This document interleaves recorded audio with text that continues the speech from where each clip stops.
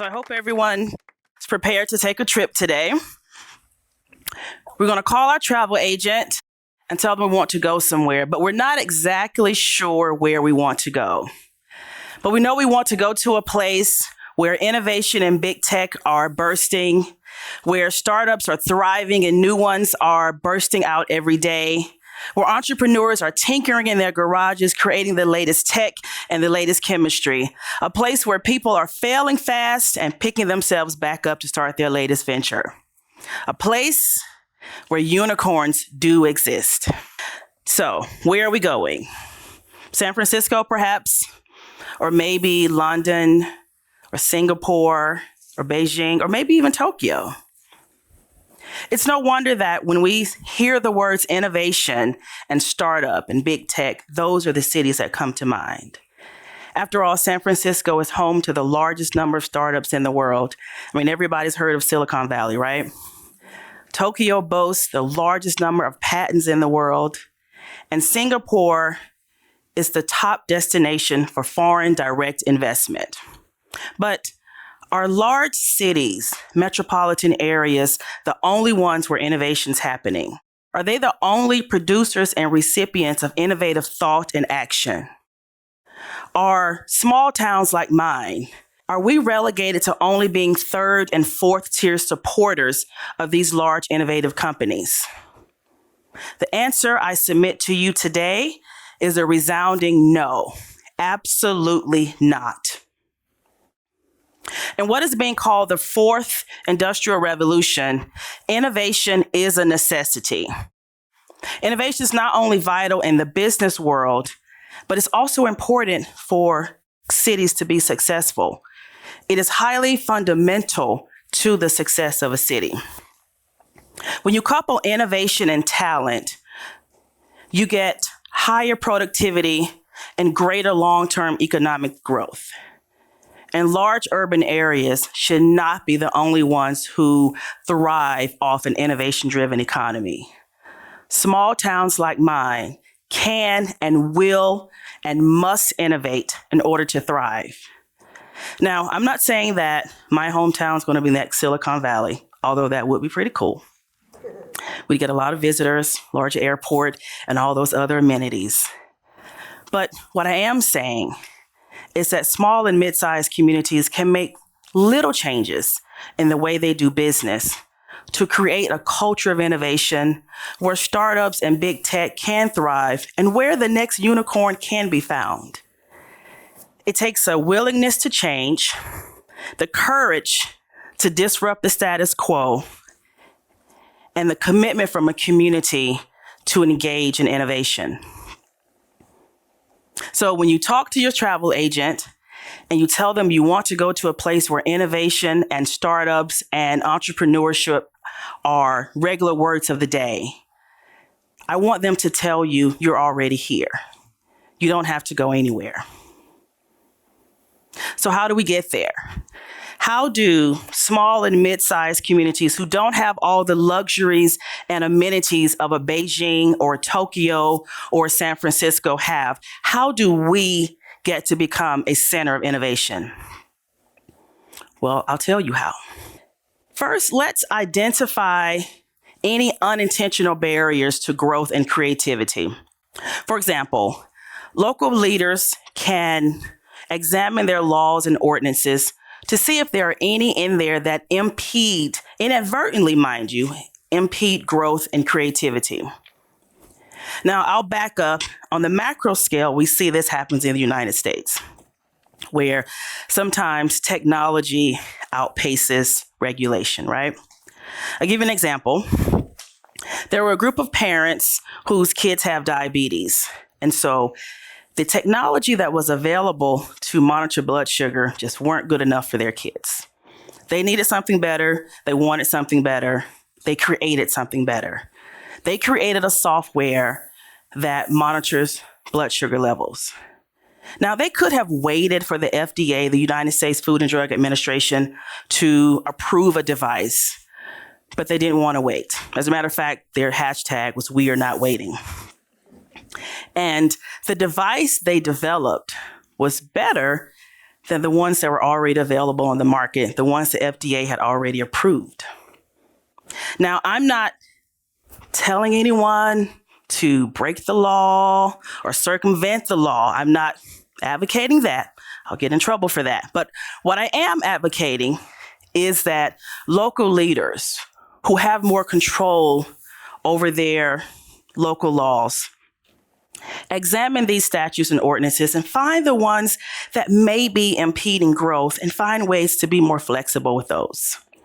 Another example is banking hours. If there are any bankers in here, I don't want to step on your toes, but please take heed. Take notes, go back to your bosses, and let's talk about this. So in the United States, banks are typically open between 9 a.m. and 4 p.m. local time. And most of the time, entrepreneurs like myself have day jobs. And the thing that they're creating, they work on in their spare time, on the weekends, on holidays, things like that. But when they're ready to take their tinkering to the next level, they want to explore funding options. And maybe a traditional funding mechanism is a bank loan. But how are they supposed to talk to a banker if the banker's only open when they're at work, when they're working their paying job? So perhaps bankers could look at, again, a very small thing, look at their banking hours and make them more accessible and acceptable to the entrepreneur lifestyle. Another example of an unintentional barrier, if I have any real estate members in the audience, again, take heed. Short-term leases. Are long-term leases for businesses absolutely necessary? If I'm going to start a business, there's a lot of uncertainty. And especially if I'm going to start a business that has a new chemistry or new technology, that uncertainty is exponential. So I may not want to commit to a 12 or 24-month lease. So if there were shorter-term leasing options, perhaps that could alleviate a little bit of that risk, not all of it, because anyone that started a new business would tell you there's a lot of risk. But a short-term leasing option could help to alleviate some of that risk. Again, it's all about looking at how we do everyday business and find those unintentional barriers. Another way mid and small size communities can support entrepreneurship is through targeted, intentional action. Now, Jackie, what do you mean by targeted, intentional action? I'll give you an example. Let's say an established company in a town, a large one, let's do a large established company in a town. What if they dedicated a percentage of their annual catering budget to be used specifically for a new restaurant in town? Now, any of us that have worked for large companies know we're always catering in meals for trainings and activities and other events. What if, instead of always using the same handful of restaurants, they used a new restaurant for some of those meals? That would give that new restaurateur a substantial customer and that all essential cash flow. Again, anyone that started a business knows cash flow is important to your success.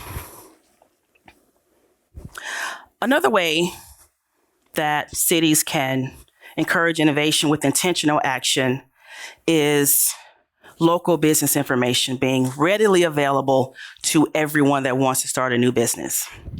Now, here's what I mean by that. When I started my consulting business a couple of years ago, I easily found out what the U.S. government, federal government, and the state of Georgia required. I went on their websites, clicked around, found what I needed, no big deal. But when I needed to know what my local county and city required, I couldn't find it.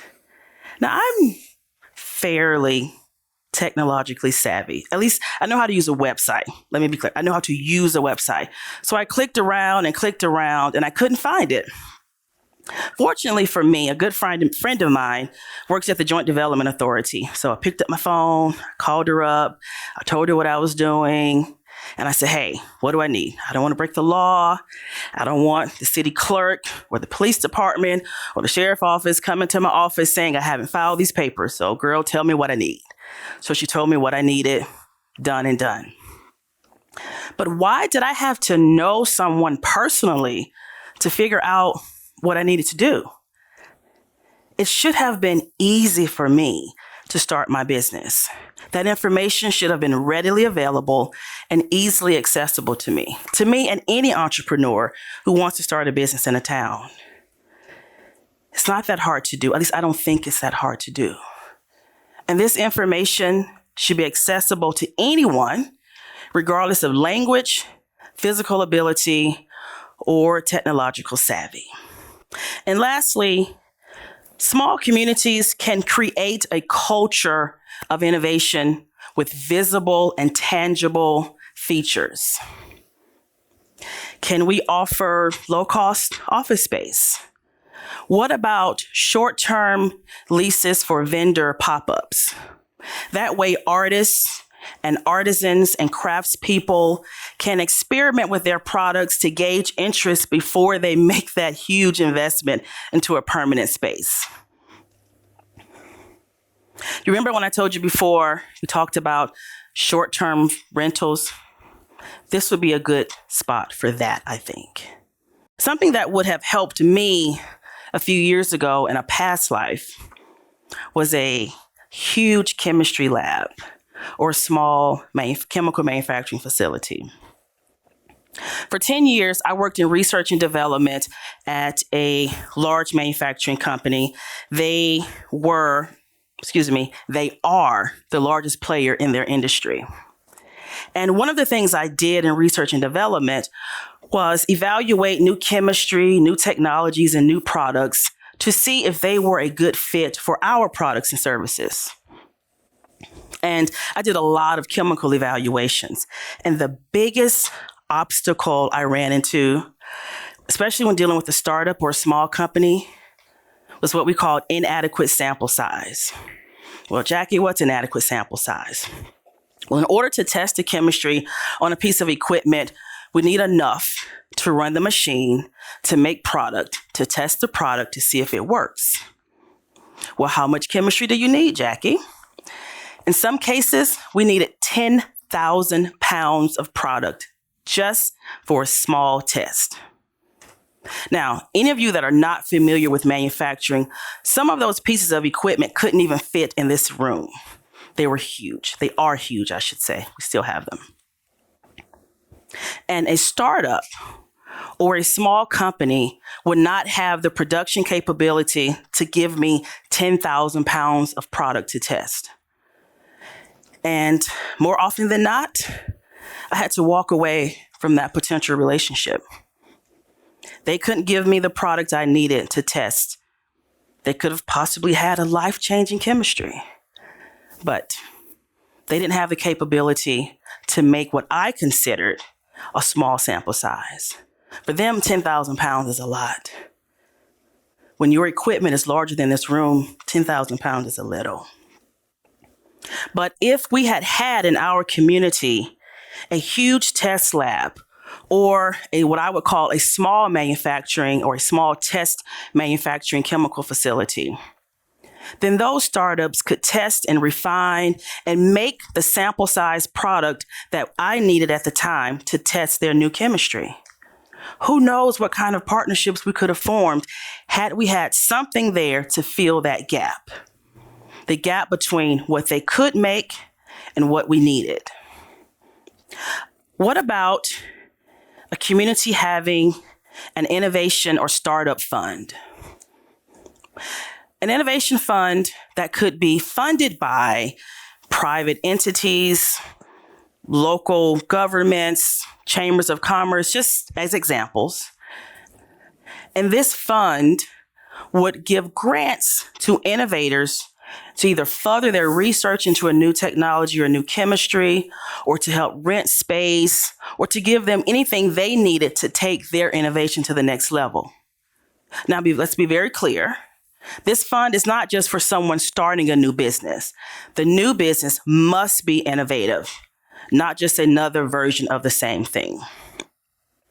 And this fund will be managed by someone or an entity who understands the risks of innovation and who doesn't punish an innovator for failing. When people ask, how do you create a culture of innovation? My answer is always the number one thing you do is you do not punish the innovator for failing. One thing that makes Silicon Valley so successful is that people are failing every day. People are failing all the time. But the investors there, the infrastructure there, still supports those failures. So when those entrepreneurs fail on this thing, they get right back up and start something new.